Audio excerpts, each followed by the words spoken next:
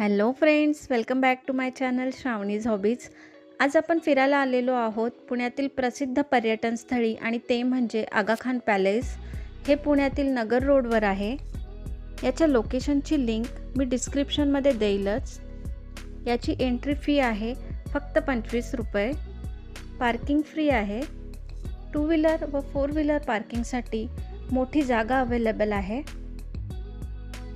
Aga Khan पॅलेसचा timing आहे सकाळी 9 ते संध्याकाळी 5:30. सुलतान मोहम्मद शाह आगाखाननी 1892 मध्ये हा पॅलेस बांधला. खूप मोठा पॅलेस आहे. अगदी वेल मेंटेन आहे.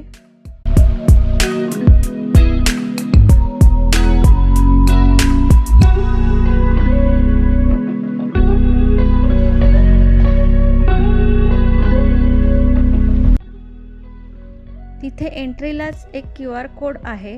तो स्कॅन केला की त्यावर आगाखान पॅलेसची सगळी इन्फॉर्मेशन बघायला मिळेल.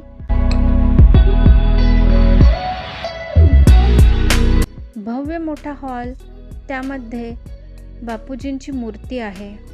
अगदी रिअल असं वाटतं खरंच तिथे गांधीजी बसलेले आहेत.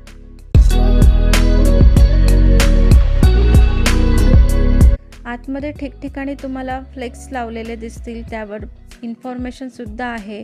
सगळी तुम्ही तिथे जाऊन रीड करू शकता.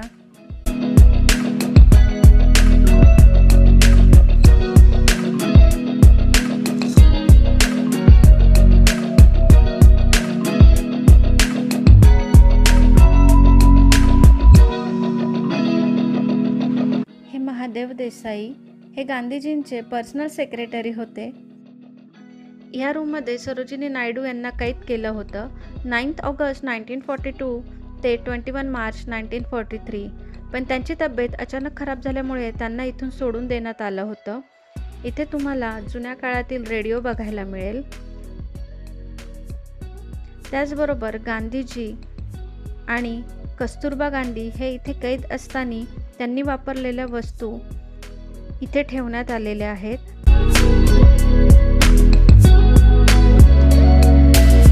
अगदी बऱ्यापैकी वस्तू तुम्हाला दिसत असतील. ह्या सगळ्या गोष्टी त्यांनी वापरलेल्या आहेत, त्या इथे त्यांनी आपल्याला बघण्यासाठी ठेवलेल्या आहेत.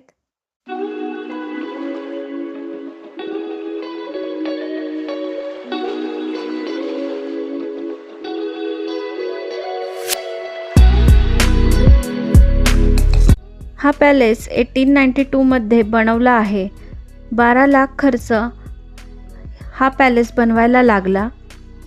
गांधीजींच्या पत्नी कस्तुरबा गांधी आणि सेक्रेटरी महादेव देसाई यांनी या पॅलेसमध्ये अखेरचा श्वास घेतला. इथे तुम्हाला गांधीजी आणि त्यांच्या पत्नी कस्तुरबा गांधी यांच्या आठवणी, त्यांचे फोटोज बघायला मिळतील. इथे खूप सारे वेगवेगळे फ्लेक्स लावलेले आहे आणि त्याच्यावर बरीच अशी इन्फॉर्मेशन त्यांनी दिलेली आहे. वेळ असल्यास आवर्जून वाचा.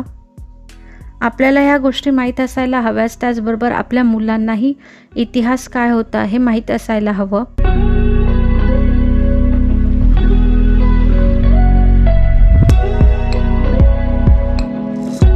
आगाखान पॅलेसचा टोटल एरिया 13 एकर आहे आणि 7 एकरचा हा पॅलेस आहे आणि बाकी एरियामध्ये सुंदर आणि स्वच्छ गार्डन आहे. आम्ही पॅलेस फिरून आम्हाला खूप भूक लागली होती आणि आम्हाला अचानक इथे एक कॅन्टीन मिळालं. मग आम्ही ह्या कॅन्टीनमध्ये गेलो. फ्रेंड्स, इथे आम्ही जेवलो. जेही ऑर्डर केलं त्याची टेस्ट छान होती. कॅन्टीन स्वच्छ होते. गरमी फार लागत होती आणि गरमी लागू नये म्हणून रिदानने भाडीपाच्या आणीने सांगितल्याप्रमाणे डोक्यावर कांदा ठेवला होता.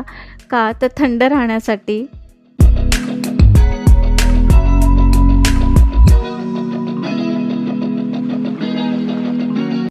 आता पुन्हा जेवण करून आम्ही उरलेल्या ठिकाणी व्हिजिट करायला निघालेलो आहोत. आणि या ठिकाणी महात्मा गांधी, कस्तुरबा गांधी, महादेव देसाई यांची समाधी तुम्हाला बघायला मिळेल. इथे त्यांची समाधी आहे.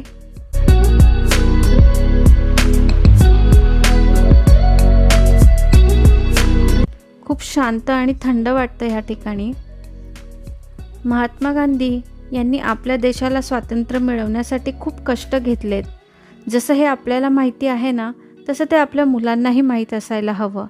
म्हणून तुम्हीसुद्धा तुमच्या मुलांना घेऊन एकदा नक्की या पॅलेसला व्हिजिट करा. इथे आतमध्ये वॉशरूमची सुद्धा सोय आहे. त्याचबरोबर पिण्यासाठी पाणीसुद्धा अवेलेबल आहे. एक्झॅक्ट पॅलेसच्या समोर तुम्हाला पिण्याच्या पाण्याची सोय दिसेल. पाणी टेस्टला चांगलं होतं, त्याचबरोबर स्वच्छही होतं. समोरून बघितलं की हा पॅलेस अजूनच आकर्षक वाटतो. भारताच्या इतिहासात या जागेला फार महत्त्व आहे. तर तुम्हीसुद्धा नक्की या जागेला व्हिजिट करा आणि हा व्हिडिओ कसा वाटला ते मला कमेंट करून सांगायला विसरू नका. त्याचबरोबर माझ्या चॅनलवर जर तुम्ही नवीन असाल तर माझ्या चॅनलला नक्की सबस्क्राईब करा. व्हिडिओ बघितल्याबद्दल धन्यवाद.